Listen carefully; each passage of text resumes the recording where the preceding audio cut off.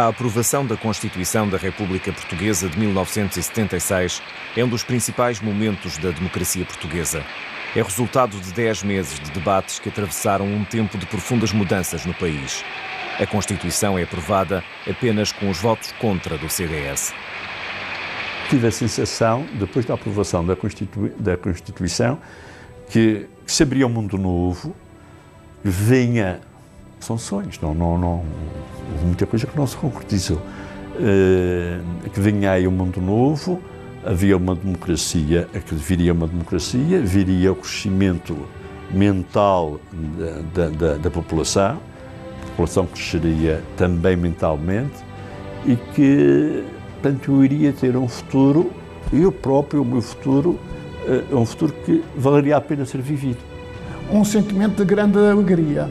Eu confesso, uma grande alegria por ver que, afinal, todo aquele trabalho que tínhamos feito tinha chegado ao seu termo, que tínhamos finalmente em Portugal uma Constituição democrática, que ainda haveria muito a fazer para traduzir a democracia na prática, mas que o pior já tinha passado e agora podíamos caminhar no sentido da democracia política, económica e social e caminhar também no sentido de uma integração europeia e de uma abertura de Portugal ao mundo. Fica consagrada a autonomia política e administrativa para os arquipélagos da Madeira e dos Açores. São 10 artigos que pretendem mudar a vida dos povos insulares. Para trás ficam os distritos e a designação de ilhas adjacentes, o isolamento histórico e o estatuto quase colonial. Nascem as regiões autónomas. O facto das regiões autónomas terem órgãos de governo próprio, um parlamento regional, uma assembleia regional, a competência parlamentar, portanto, isso foi uma conquista fabulosa, até porque nós nas conversas que tínhamos e nas discussões que tínhamos com os deputados açorianos, nós tínhamos exemplos, tínhamos fotocópia de várias, das várias autonomias, por exemplo, das Ilhas do Canal, de ilhas italianas e tudo mais. E aquilo que nós conseguimos, estava para além daquilo que eram as autonomias que nos servia de exemplo. Não era uma inovação em direito comparado.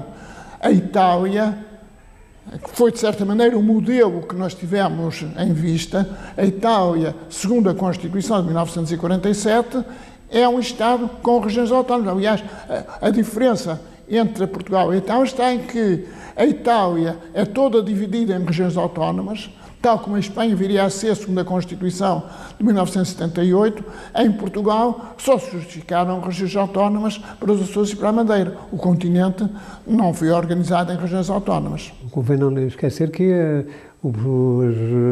reivindicação regionalista na Europa estava, sim senhor, em elaboração, mas a arrancada da regionalização é posterior à nossa experiência regional.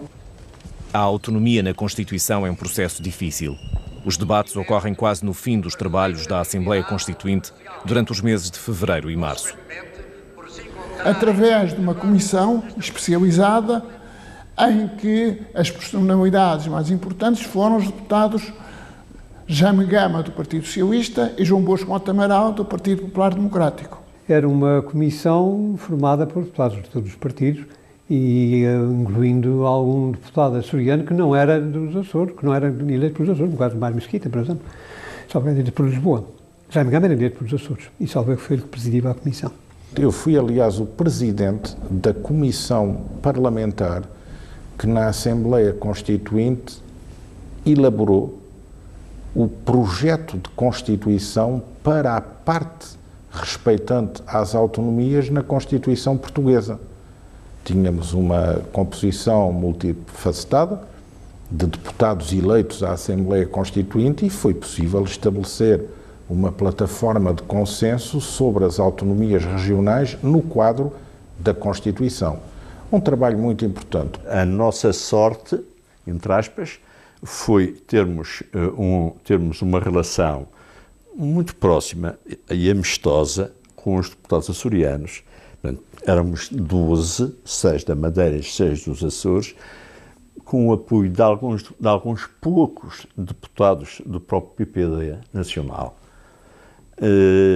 Portanto, e foi através da discussão entre todos nós que fomos chegando a algumas ideias e fomos, na comissão especializada sobre a Madeira e os Açores, que tratou da autonomia, fomos tentando aprovar e conseguimos aprovar várias normas que serviam os interesses da Madeira e dos Açores. Na Assembleia Constituinte, a nossa frente era uma frente insular, constituída pelos deputados dos Açores e da Madeira. Fizemos um trabalho extremamente valioso, trabalhando muito ativamente Açores e Madeira.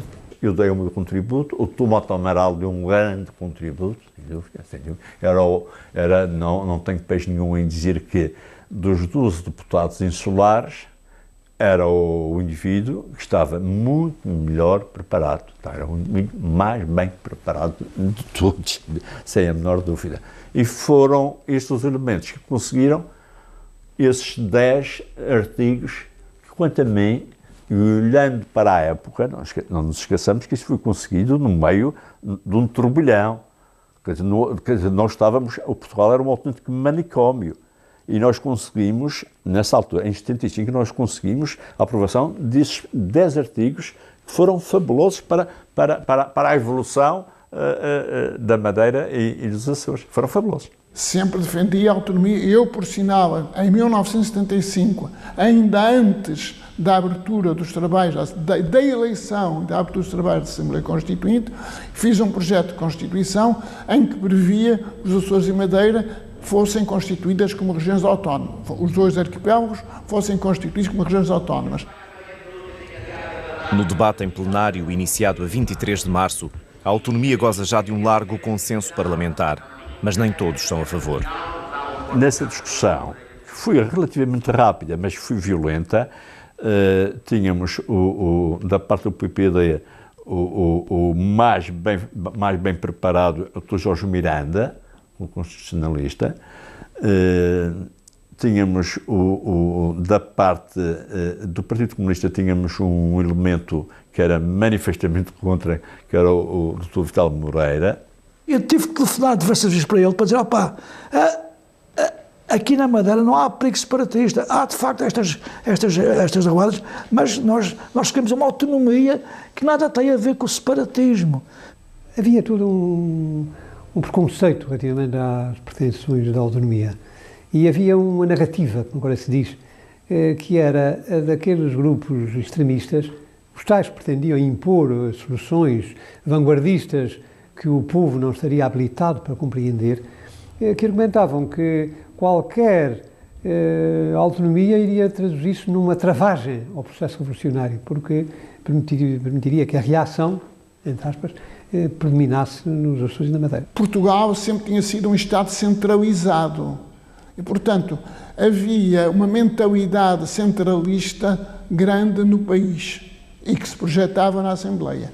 Por outro lado, tinham-se manifestado nos Açores e na Madeira algumas tendências separatistas e, portanto, havia que receasse que por detrás das preocupações autonomistas pudesse vir a haver tendências separatistas. A ideia que eu tenho é que a autonomia da Madeira e dos Açores era um objetivo tolerado, eu não digo que era querido, era um objetivo tolerado pelo Parlamento. Tanto assim que para essa tolerância nós de alguma maneira contribuímos com discursos focando o perigo da não aprovação das normas autonómicas face à existência de grupos separatistas, a FLA e a FLAMA, nos Açores e na Madeira. É possível encontrar uma fórmula melhor, mais eficaz para os interesses açorianos dentro de um quadro português, europeu, ocidental, atlântico. Essa foi a síntese que me ocorreu na altura em que elaborei sobre este assunto, o que é a autonomia constitucional. Houve naturalmente tensões, essas tensões devem ser compreendidas como fruto da instabilidade da época, mas nunca tive dúvidas de que em Portugal prevaleceriam as forças democráticas e que isso teria consequências muito positivas para as regiões autónomas na definição de uma autonomia constitucional e democrática. A autonomia não foi tão longe como desejávamos, que o Partido Socialista não embarcou nisso. Portanto, o papel do Jaime Gama, o Jaime Gama era um autonomista, mas, por outro lado, o Jaime Gama não podia ir contra o que era o entendimento. Porque, repare, nessa altura, as ilhas eram vistas não por serem de um partido onde a maioria era diferente, mas eram entendidas como os grandes adversários da Revolução. O Presidente da República promulga a Constituição às 10 da noite do próprio dia 2 de abril de 1976. Entra em vigor a 25 de abril, 2 anos após a Revolução dos Cravos, um dia para o qual estão também marcadas eleições legislativas nacionais. O país entra em campanha eleitoral. 14 forças políticas lutam pelos 263 lugares da primeira Assembleia da República da jovem democracia portuguesa. Madeira e Açores têm direito a 6 lugares cada. Há menos forças políticas concorrentes, 9 na Madeira e 7 nos Açores. Os principais partidos, PPD e PS, repetem nos Açores a aposta nas personalidades que lideraram a corrida à Assembleia Constituinte um ano antes. Na Madeira, as propostas revelam surpresas. O PPD inclui um independente na lista, o único entre os candidatos do partido em todo o país. Trata-se de António Loja, personalidade ligada ao movimento democrático da Madeira logo após o 25 de abril. Nunca ninguém o tratou como independente. Ele é que usava esse estatuto, mas também ao mesmo tempo queria participar das decisões do PSD Madeira. E as relações dele comigo não eram boas porque ou o banco está dentro ou o banco está fora. A social-democracia era o meu objetivo e, portanto, aceitei-o na presunção de que, efetivamente, se tratava de um partido social-democrata. Depois veio o meu desapontamento quando vi o início da ação do PPD, então PPD, aqui na Madeira e mesmo no continente. Isto é, houve uma traição ao estatuto inicial do partido, que tinha uma série de medidas típicas de uma democracia escandinava. A dificuldade em encontrar candidatos leva o PS a apresentar Jorge Campinos, um dirigente nacional sem ligações à ilha. O que não queríamos era um candidato imposto. Que veja, aqui antes, as pessoas que vinham para cá eram impostas por Lisboa. Mas aqui não. Neste caso, fomos nós que pedimos que ele viesse para cá. Na campanha, o ambiente continua crispado. As ilhas não são palcos fáceis para fazer passar a mensagem eleitoral. Por vezes, há incidentes, como os protestos que aguardam Mário Soares no Funchal. Às tantas começaram a tirar coisas para a parede, ovos e inclusivamente um coquetel Molotov. Aquilo estava forrado de cartazes e os cartazes ainda incendiaram. E nós de cima com os baldes apagamos isso. Mas a verdade é que depois as pessoas que estavam no partido foram em escolta, com militantes até o Teatro Municipal, a pulpos e coisas do costume, e eu fiquei para trás e depois saí do partido e fui sozinho para o Teatro Municipal. Difícil é a vida do CDS. Muitos comícios são interrompidos, mas o partido consegue fazer passar a mensagem. A 5 de abril, está na Madeira o dirigente nacional Adelino Amaro da Costa. Há comício em Câmara de Lobos. As pessoas foram para lá à vontade, as pessoas confiavam na democracia, foram para lá com as mulheres, com as crianças, com os filhos. E quando o comício ia começar, começaram a levar pancadaria. Havia lá uns indivíduos completamente de acesso drogados, bêbados, começaram a dar pancadaria e as pessoas começaram a meter nos carros e a fugir para o Funchal. Houve um ambiente muito hostil, tivemos protegidos por uns tantos agentes da PSP que nos deram proteção para o comício e na saída houve tiros e houve chatices e fizeram uma escolta dos polícias para nos trazer até ao Funchal e, portanto, foi um ambiente complicado. A reta final da campanha nos Açores, sobretudo em São Miguel, é violenta. Na noite de 21 de abril às 23h45, rebenta um engenho explosivo de fraca potência junto à casa do candidato Natalino Viveiros, do PPD. A responsabilidade é atribuída a um grupo da FLA. Havia ali muita gente que apostava na violência, que apostava nas armas, e isso sempre foi uma vertente contestada, barrada pelos militantes do PPD. Na mesma noite rebenta um petardo junto à residência do presidente da Junta Regional dos Açores, o general Altino de Magalhães. Não há estragos, mas o som da explosão atrai as autoridades militares ao local. O dia de eleições decorre com normalidade. A afluência às urnas em todo o país baixa 9%. Votam 83,5% dos eleitores. As legislativas nacionais são apenas as primeiras do ano de todas as eleições. Os resultados dão a vitória nacional ao Partido Socialista, liderado por Mário Soares, a quem compete formar um governo de maioria relativa. Nas regiões autónomas, o PPD mantém a posição de partido mais votado, mas registram-se alterações no equilíbrio de forças.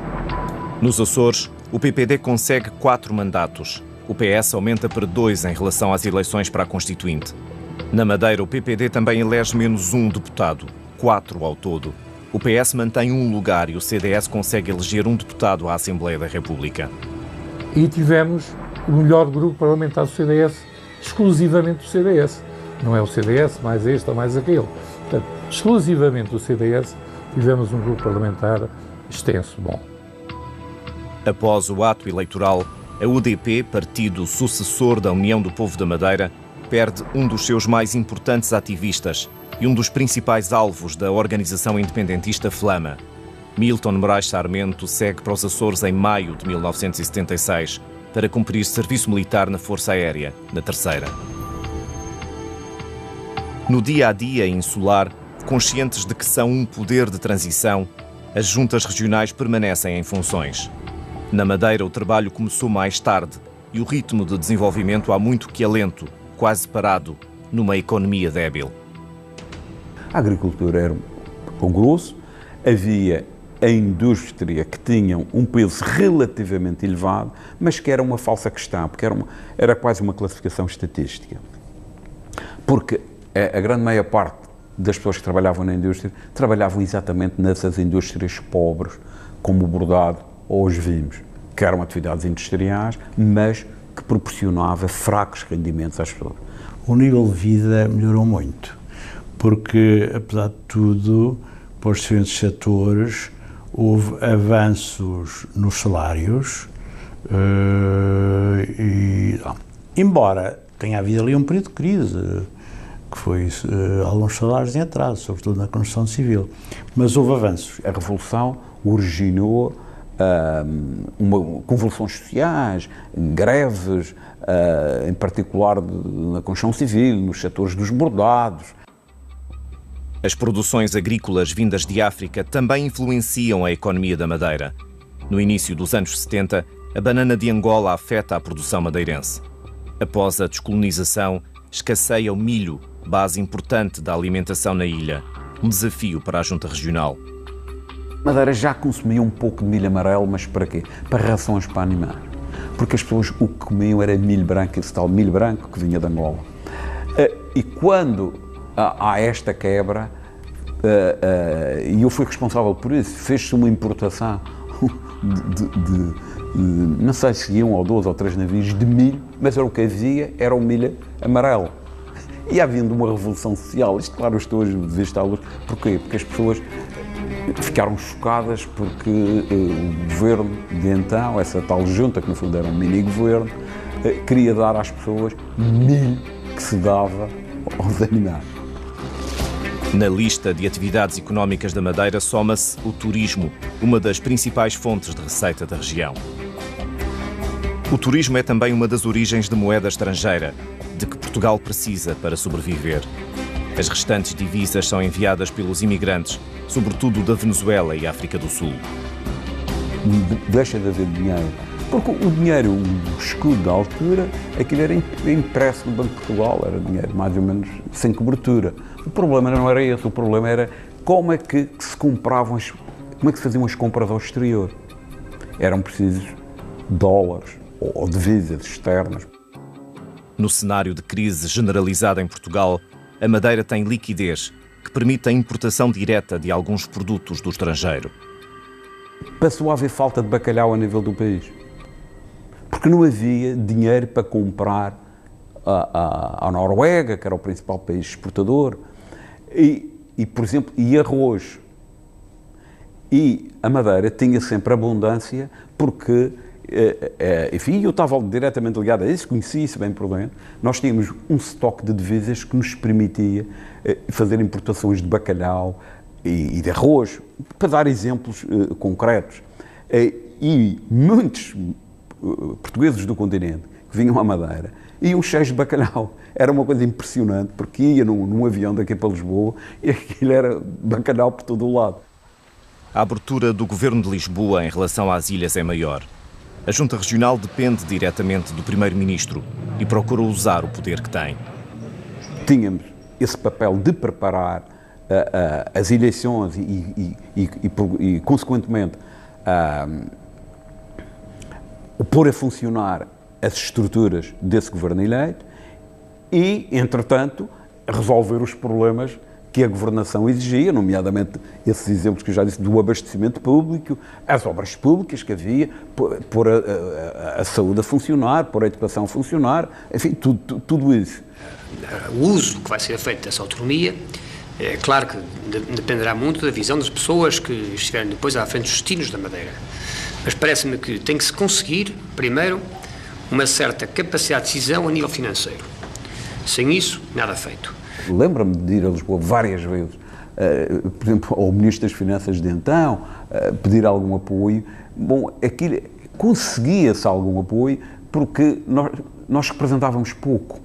O que nós iríamos pedir seria interessante para a Madeira, mas ao nível nacional, e então era um pouco, olha, vai-te embora, é menos um problema que eu tenho, porque era pouco.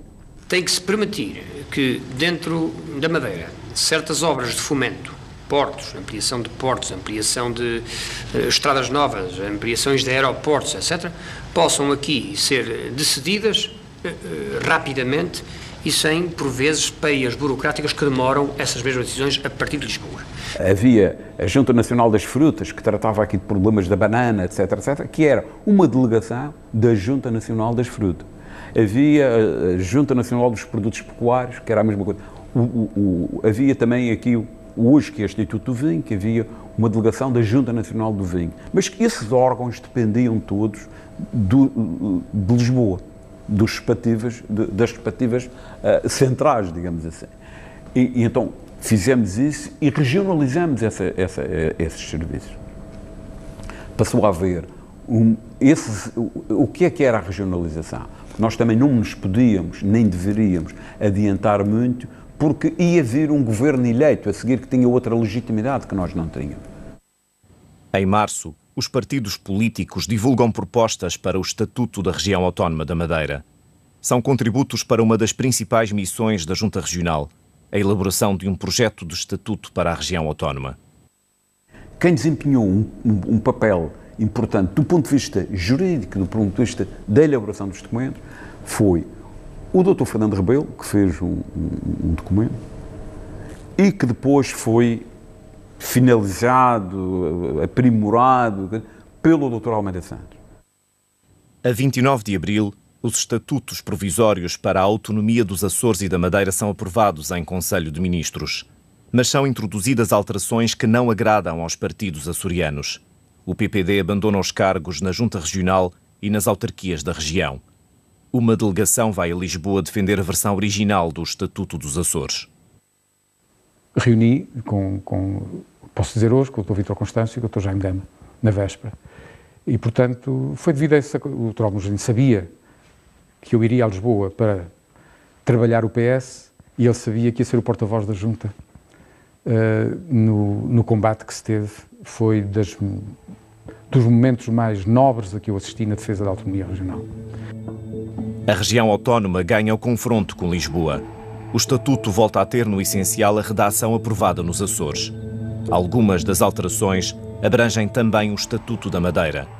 As versões finais são promulgadas pelo Presidente da República a 1 de junho de 1976. À escala regional, os estatutos político-administrativos são equivalentes a uma Constituição. São um instrumento legal para que a autonomia se cumpra. Neles estão definidas as competências das Assembleias Regionais e dos Governos Regionais. Também definem o papel dos Ministros da República, figuras que a Constituição consagrou para representar o Estado junto das regiões autónomas. Nos Açores, cada ilha torna-se um círculo eleitoral com direito a eleger pelo menos 2 deputados. Os restantes são atribuídos em função da população. Nós olhámos muito para o Congresso dos Estados Unidos. Devia haver 2 câmaras, uma Câmara de Ilhas, em que a representação seria igual para todas, e depois uma Câmara, que seria a Câmara dos Representantes, em que seria em função da população, que é o que os americanos têm. Mas isso dava uma coisa muito mais, ainda mais pesada. E então misturámos as 2 coisas, saiu algo desequilibrado em termos de proporção. O deputado de Corvo pesa tanto como o deputado de São Miguel da Lanteira, mas ficou assim, pronto. Na região autónoma da Madeira, são criados 11 círculos eleitorais com o nome de cada concelho. O número de deputados atribuídos varia com o número de eleitores. Enquanto o caminho da autonomia dá os primeiros passos, a luta política pela independência também procura adaptar-se ao recuo dos apoios internacionais. A partir do outono de 1975, surgem sinais de incerteza em relação ao rumo e lideranças da Frente de Libertação dos Açores. Ao consulado norte-americano em Ponta Delgada, chegam informações pondo em causa o nome de José de Almeida como líder da FLA. José de Almeida passa grande parte do tempo na América do Norte, onde os movimentos independentistas dos Açores e da Madeira angariam apoio junto dos imigrantes. Contatei com grupos de madeirenses espetaculares. Tenho das melhores memórias da minha peregrinação internacional com os independentistas da Madeira. E para mim, honestamente, perderam-se por não terem um ponto de confluência básico, mesmo com as outras contradições, não haver um ponto de referência que lhes dissesse sim, mas assim não. Sim, mas assim sim. Faltou liderança singular. Considerava que a FLA trabalhava a tempo inteiro e que o José de Almeida estava absolutamente dedicado a isso. No início de 1976, José de Almeida admite numa entrevista ter adotado um discurso mais moderado após as manifestações de 17 de novembro de 75, em que a independência dos Açores esteve quase a ser pedida pela população, uma vez mais. Na entrevista confessa que a FLA continua a ter razão de existir, mas não assume diretamente continuar a ser o líder do movimento. Admite que parte da força se perdeu e que a unidade já não é a mesma. Na base das divergências está a forma de luta pela independência. Há os que defendem uma abordagem mais política e os que seguem a via operacional, com o intensificar de ações subversivas. A atividade operacional da Flama acalma, mas não para. São já mais de 2 dezenas de operações a envolver bombas, muitas delas em carros a que nem escapa Monteiro de Aguiar, vogal na Junta Regional da Madeira. Com o apoio financeiro recebido, o movimento independentista lança uma moda produzindo material promocional. Nos meses seguintes, passaria a circular até o Zarco, a moeda própria da Madeira. Os arcos eram umas notas de escudos que se perdiam, levavam o carimbo dos arcos, evidentemente perdiam logo o valor, mas havia até 2 ou 3 estabelecimentos no Funchal que tinham os arcos para dar o troco em arcos aos turistas portugueses que cá viessem, e eles ficavam muito admirados. A Flama decide criar um rosto político legal. A 24 de março de 1976 é fundada a Associação Política do Arquipélago da Madeira. Nós achamos que na altura era fundamental ter um jornal. Para ter um jornal tivemos a ideia de fazer uma associação política à qual o jornal pertenceria. E na altura era fácil, e ainda hoje em dia é, fazer um jornal, é só saber se o título pode ser utilizado ou não, e arrancámos com o APAM e com o ZOR. O Zarco só será publicado a partir de outubro de 76. Mas antes, a 30 de abril, uma delegação da APAM vai aos Açores participar na constituição da União Democrática do Atlântico. É um partido político que reúne simpatizantes da independência dos dois arquipélagos. É apadrinhado pela escritora Natália Correia. A participação política e as campanhas eleitorais dominam grande parte da atenção da opinião pública em 1976. Mas o drama de muitos portugueses regressados das ex-colónias continua. A odisseia marítima de um grupo de pequenos barcos de pesca comove o país. Um abraço, né? Não, tudo que fiz foi pouco, O caso fica conhecido pelo regresso das traineiras de Angola, embora algumas delas tenham navegado desde Moçambique. Num rebocador e nas 37 embarcações de pesca, algumas delas propriedade de madeirenses, viajam 200 refugiados, incluindo 2 crianças. Para muitos, a viagem começou há meses, com esperas intermináveis. Fogem da guerra civil nas ex-colónias portuguesas. Pus uma panela de água fogo, água salgada, e a água começou a ferver. Bom, e tirei a água fora. Pus açúcar e foi na comida 4 dias. Portanto, tirava a espuma... E pus açúcar bastante e a água ficou boa. Retido na África do Sul, à espera de condições de segurança para navegar, o comboio marítimo foi escoltado por 2 navios da Marinha Portuguesa ao longo da costa africana durante um mês. Foi um espetáculo que, na verdade, eu tenho a impressão que até hoje nunca vivi. Comovente. Eu, na verdade, quer dizer, na altura, eu tinha a voz embarcada, quando os homens falavam comigo, eu não conseguia dizer nada. A imagem das traineiras de Angola no Porto do Funchal marca uma época e faz recordar o trauma da descolonização portuguesa de África. Em junho avança a segunda etapa do ciclo eleitoral de 1976. É a vez de escolher o Presidente da República. As caravanas presidenciais vão para a rua. Nem todos os candidatos passam pelas ilhas. Isto é de nós, rapaziada! Razões de agenda e de saúde mantêm Pinheiro de Azevedo no continente. Otávio Pato inclui a Madeira na sua rota. Ramalho Yanes faz um périplo pelas ilhas. Nos Açores é recebido por uma enchente no Faial e na Terceira, mas há incidentes na chegada à Ponta Delgada. Há explosões no aeroporto, onde o candidato é aguardado por algumas dezenas de apoiantes da FLA. Escusam de gritar tão alto que eu ouço muito bem, hein? Gostaria de saber quem é que lhes pagou para virem cá fazer este programa.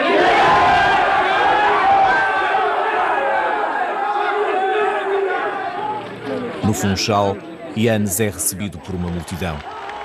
Uma democracia que contemple todos os filhos deste país, todos, é realmente necessário que ela olhe em primeiro lugar para aqueles que menos têm sido olhados, de tal maneira que a miséria possa ser banida em definitivo deste país, desta Madeira, para que os filhos deste país sejam, agora mais que nunca, portugueses de parte inteira.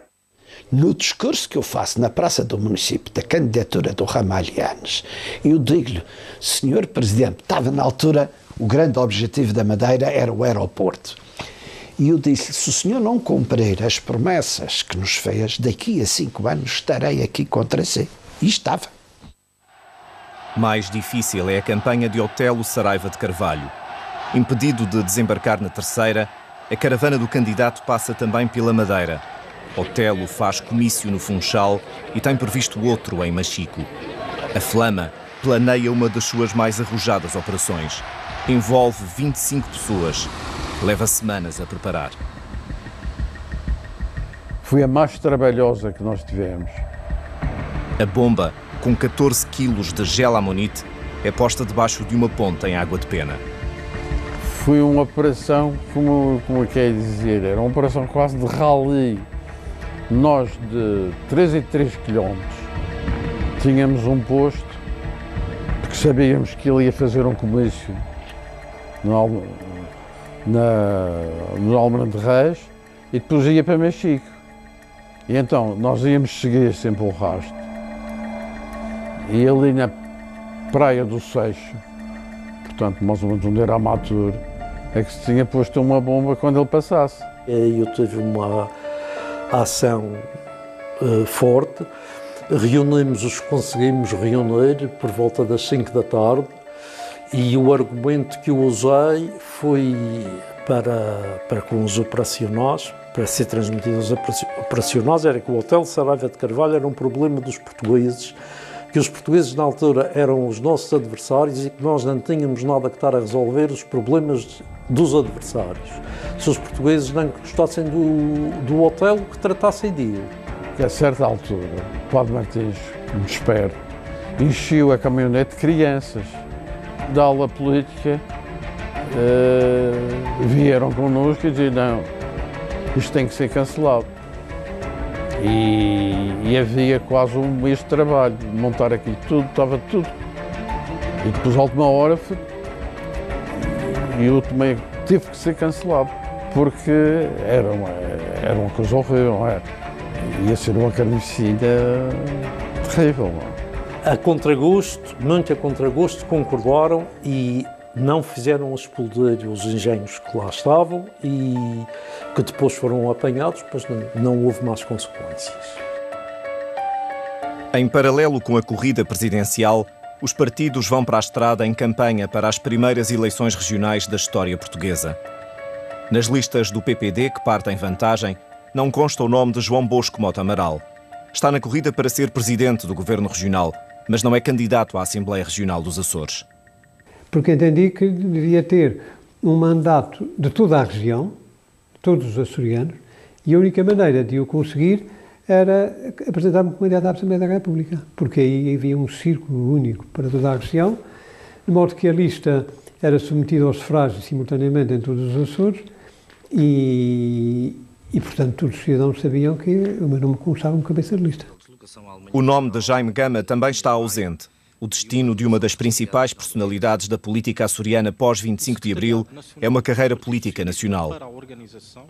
A campanha para as regionais é uma relativa novidade.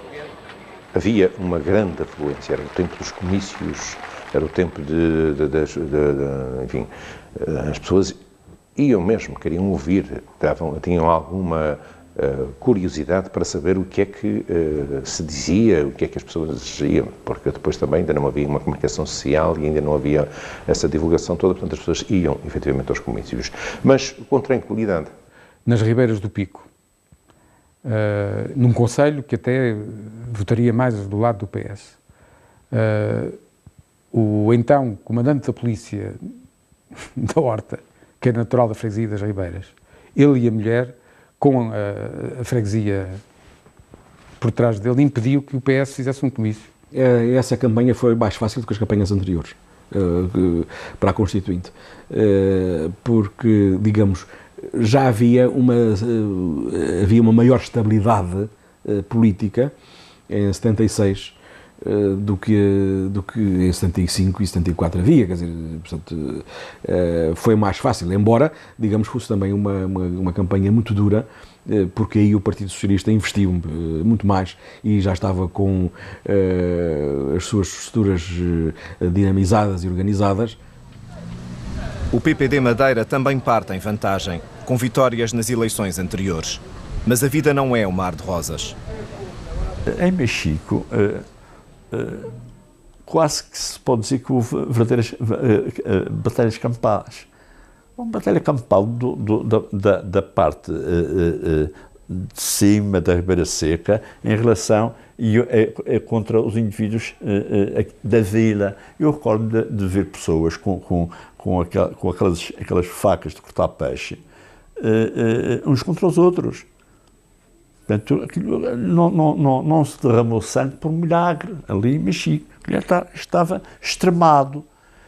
Portanto, e havia de um lado a malta, os indivíduos do PPD, E do outro lado, os indivíduos da UDP. Tínhamos a grande luta política, tínhamos a movimentação radical de ruas, influímos no curso dos acontecimentos, mas nunca, mas mesmo nunca fizemos questões com base em ódios pessoais ou questões de ataque a pessoas. Eu sempre mantive bom relacionamento com toda a gente, independentemente da separação política necessária e do confronto quando ele é necessário em política e quando ele corresponde à necessidade de defender os interesses da população. Não havia empresas para colocar cartazes, eram os jovens normalmente que desempenhavam essa função e também um outro mais adulto para coordenar e corriam alguns riscos. Por outro lado, os partidos tomavam atitudes nem sempre, quer à esquerda, quer à direita, que estavam de acordo com o respeito pela liberdade. Portanto, aí não havia respeito quase por ninguém. Não havia muitos comícios, havia saídas de missa, havia arruadas, também já havia arruadas, mas o que havia era um grupo que, por exemplo, ia a um monte e descia desde o monte até cá abaixo, entrando nas casas, falando com as pessoas, entregando um papel com o emblema do partido para que não houvesse confusão. E portanto, eram campanhas muito animadas, com meios muito escassos. Não havia meios financeiros. Meios financeiros nós é que os tínhamos de inventar. Tínhamos um outro comício na Madalena do Moro. Curiosamente, tínhamos ido lá e tínhamos sido bem recebidos, mas era eu, o João Conceição e a Rosa Canha. E o João diz, e nós vamos para a Madalena, já viste o Coelhau, que tem ali aquelas pedras todas, se eles começam a agarrar pedras e a atirar para a gente, não havia saída para cima, tínhamos que voltar para trás, não é? De maneira que são... e havia lugares, aparecia sempre gente a refilhar, e a maior parte iam embora à saída das missas. Ali no Caniço, olha, até teve que usar a pistola, não nos diz para o ar, que era um grupo que, nessa altura, era o João da Sorte, que mais tarde até arrependeu-se disso, o João da Sorte, mas pronto. E uma vez fui em São Vicente, aí já mais complicado. Tinha ido com o dirigente do partido, o engenheiro Blanco Teixeira, falar com um grupinho que lá tínhamos. E os gajos organizaram um assalto, tivemos que fugir pelo mar, tivemos que fugir, senão davam um descabo. Quem eram eles? Eram grupos separatistas, claro. As regionais de 27 de junho decorrem com normalidade nas duas regiões autónomas.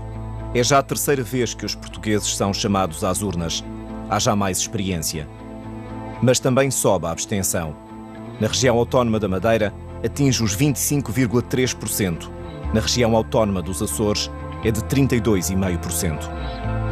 Ramalho Yanes vence destacado as presidenciais, com 61,59% dos votos.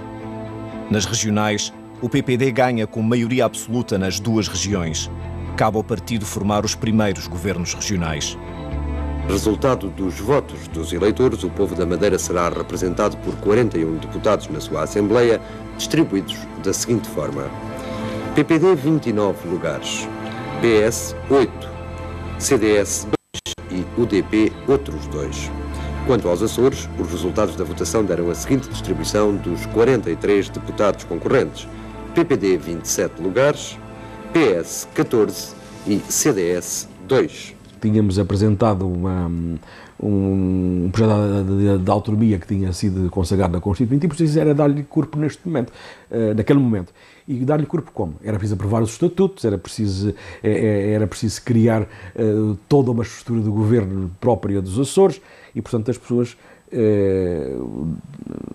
sabiam que com o PSD teriam a certeza de que havia uma estrutura pensada, um modelo definido. O voto decidia-se no púlpito, se não se decidisse do outro lado. Quer dizer, havia párocos em várias ilhas da região que chegavam a dizer que votar no PS era pecado, não é? A nossa única preocupação nas primeiras eleições regionais é se vamos continuar a manter uma maioria absoluta.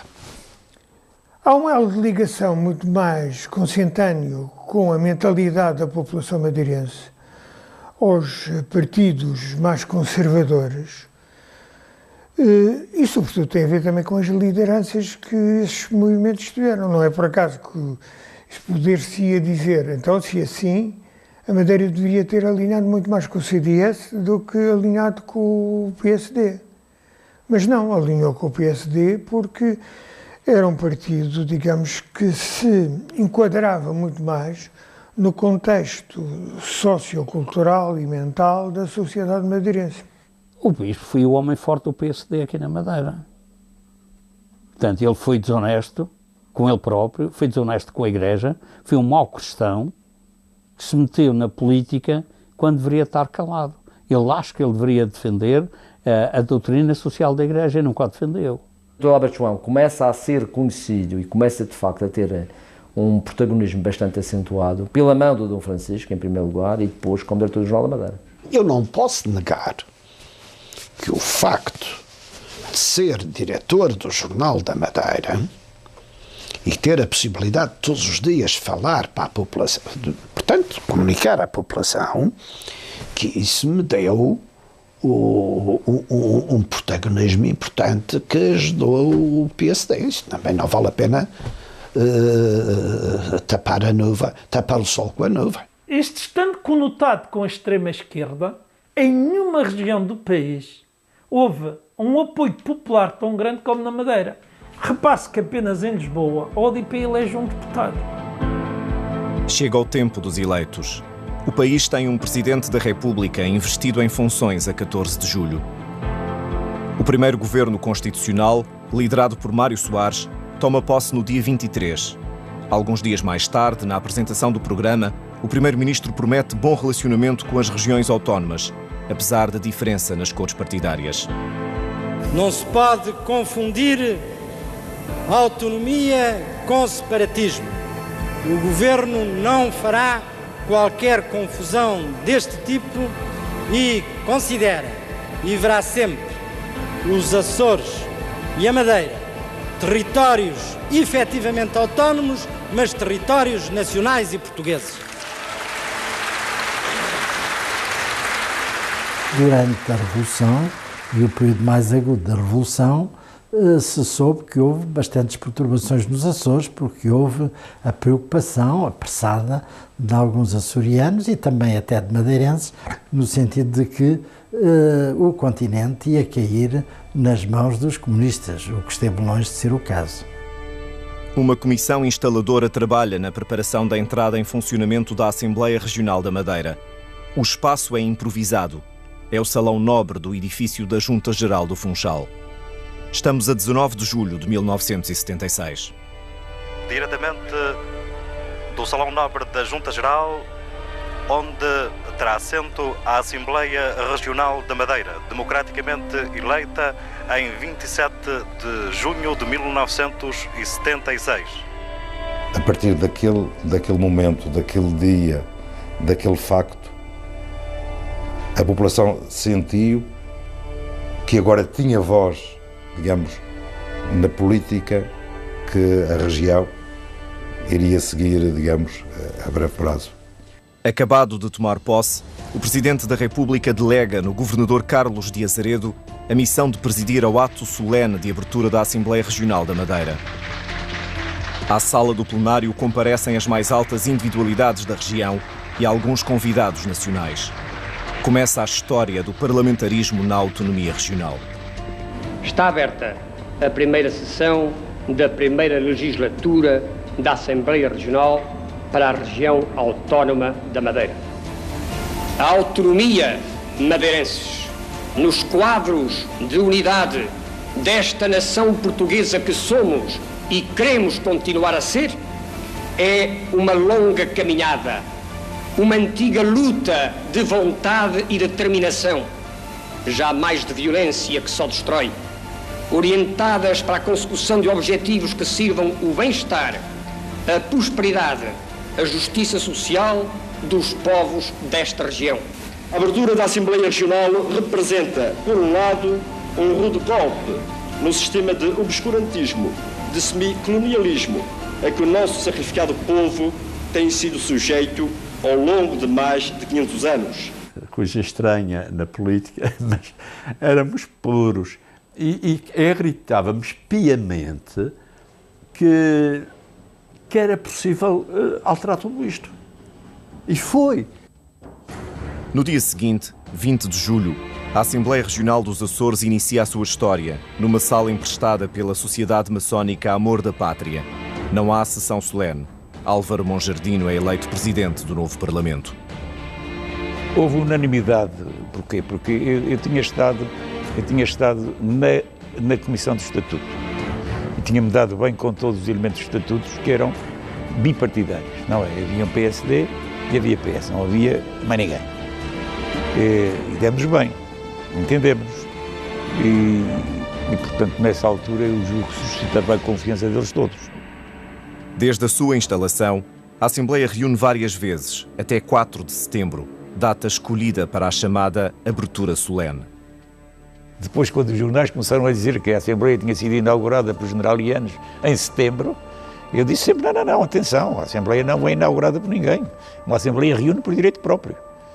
Ninguém vai lá inaugurá-la. Ele foi fazer depois o que ele foi fazer lá foi o reconhecimento nacional de uma Assembleia que estava constituída.